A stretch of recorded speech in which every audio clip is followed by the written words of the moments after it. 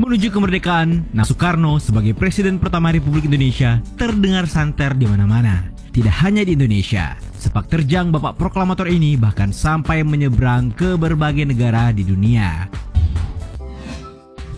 Mengatur massa dalam puncak revolusi nasional. Mendaulat Republik sebagai negara merdeka tidak serta-merta berhenti pada proklamasi. Ya, sejarah mencatat terdapat suatu peristiwa yang dikenang masyarakat sebagai puncak dari revolusi nasional. Kejadian ini terjadi di bulan-bulan awal kemerdekaan. Ada agenda rapat raksasa yang digelar pemerintah, hanya saja mendapatkan pengawasan super ketat dari pihak Jepang. Alasannya, mereka khawatir kalau saja semangat rakyat meluap dan keberadaan mereka terancam. Nah, pada 19 September 1945 itulah para demonstran berkumpul di lapangan Ikada pada pagi hari. Yang terjadi adalah sebelum rapat dilangsungkan pada sore hari, tentara Jepang sudah siaga dengan tank dan pasukan yang memadati jalan. Namun bukannya bubar, massa bersikukuh ingin mendengar interupsi langsung dari presiden mereka. Nah, saat itulah Soekarno berpidato untuk pertama kalinya, "Apabila engkau masih setia dan percaya kepada presidenmu, patuhilah perintahnya yang pertama. Pulanglah dengan tenang, tinggalkan rapat ini sekarang juga dengan tertib dan teratur." Perintah Soekarno benar-benar di luar dugaan. Untuk pertama kalinya dalam sejarah dunia, seorang presiden bisa mengatur 1 juta massa hanya sekali perintah. Tidak hanya mencegah kerusuhan, perintah Soekarno saat itu pun mampu membuat tentara Jepang berdecak kagum. Mengirim kapal perang untuk Pakistan. Tidak hanya Indonesia, faktanya Soekarno juga pernah punya peran sentral di negara lain yang tentu saja tercatat dalam sejarah dunia. Ya, hal ini sehubungan dengan perintahnya memberikan bantuan kepada Pakistan yang saat itu terancam perang dengan India. Sudah sejak lama, tepatnya sejak tahun 1947, kedua negara ini sama-sama mengklaim wilayah Kashmir sebagai teritori negara masing-masing. Hingga pada tahun 1965, konflik ini semakin memanas. Nah, demi membantu Pakistan yang terancam diserbu India, Soekarno mengirimkan bantuan berupa kapal selam dengan persenjataan lengkap.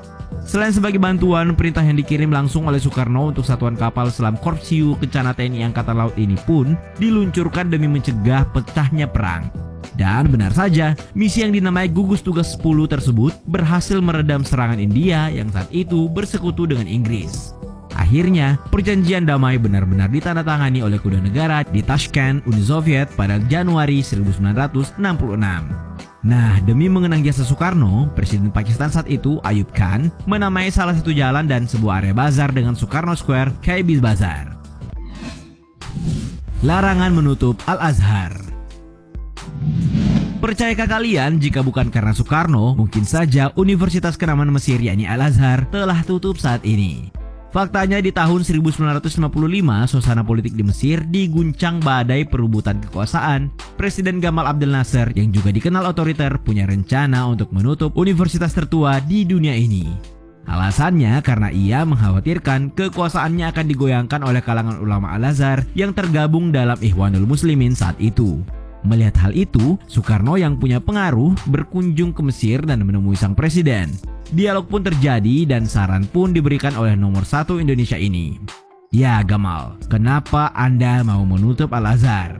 "Ya Gamal, Al-Azhar itu terlalu penting untuk dunia Islam. Kami mengenal Mesir itu justru karena ada Al-Azhar. Alhasil, Al-Azhar benar-benar tak jadi tutup." Cerita ini pernah dikisahkan langsung oleh Profesor Dr. Syekh Ali Goumah, Sekretaris Jenderal Halal Kibrail Ulama.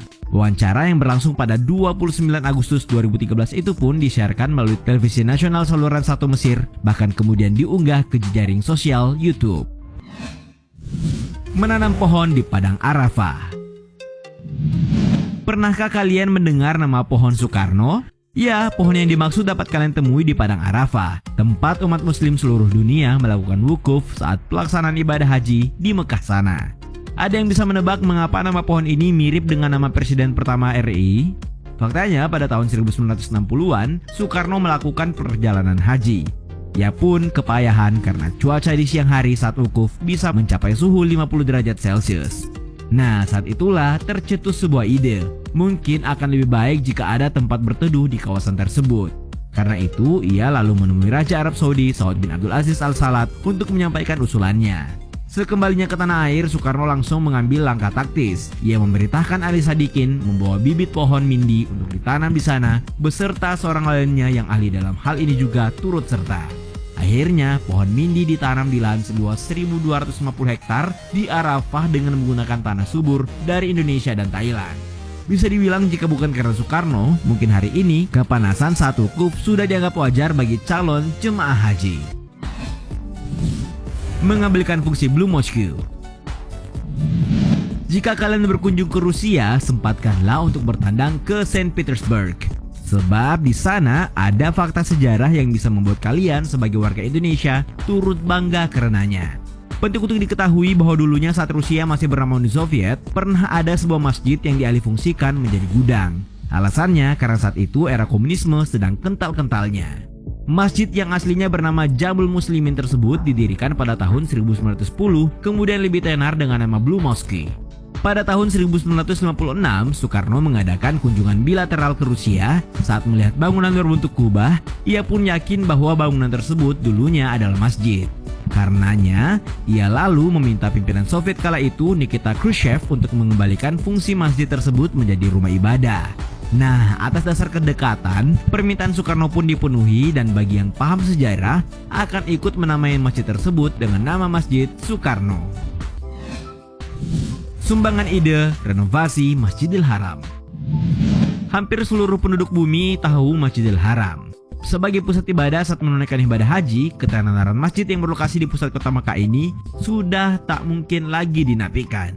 Tapi tahukah kalian, dalam renovasinya, nama Soekarno faktanya punya andil yang besar dalam mengatasi kesumpekan rumah ibadah ini, terutama saat ritual sa'i. Hal ini bermula ketika Soekarno melaksanakan ibadah haji. Menyadari situasi yang ada, insting Soekarno sebagai seorang insinyur sipil pun bekerja. Sebagaimana dalam buku Bung Karno Sang Arsitek karya Yuke Ardiati, disebutkan bahwa sebelumnya bangunan masjid tidak bertingkat, namun karena tiap tahunnya jumlah jemaah mengalami peningkatan, maka kapasitas awal yang mencukupi pun menjadi penuh sesak pada akhirnya. Nah, desain bertingkat itulah yang menjadi ide Soekarno kepada pemerintah Arab Saudi. Ia meminta agar bangunan untuk melakukan salah satu ritual haji yaitu sa'i tersebut baiknya dibuat menjadi 2 jalur dalam bangunan 2 lantai. Menemukan makam Imam Bukhari. Belum lama ini Mahfud MD kembali mengungkap peran Soekarno dalam mengembangkan syiar Islam, utamanya dalam perannya menemukan makam Imam Bukhari di Samarkand, Uzbekistan. Ya, dikisahkan bahwa pemimpin Uni Soviet Nikita Khrushchev pernah mengundang Presiden Soekarno berkunjung ke negaranya. Hanya saja tidak langsung dipenuhi oleh Soekarno. Karena alasan tak ingin dicap berbelok ke kiri, langkah yang dipilih Soekarno terbilang hati-hati. Hingga lahirlah sebuah syarat, ia hanya akan memenuhi undangan jika pemimpin Soviet itu bisa menemukan kembali makam Imam Bukhari. Alhasil makam tersebut benar-benar ditemukan dan dirawat hingga hari ini. Meski begitu, ada yang meragukan kebenaran ini karena tidak adanya fakta tertulis. Namun di luar dari itu, melalui buku Dunia dalam Genggaman Bung Karno tahun 2017, diplomat Kementerian Luar Negeri Sigit Aris Prasetyo mengakui bahwa Soekarno sangat terkenal di kalangan para pemuka Islam Samarkand. Itulah tadi fakta terkait peran Soekarno yang melegenda melalui perintahnya.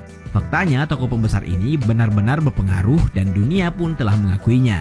Nah, kalau kalian sependapat tidak dengan anggapan ini?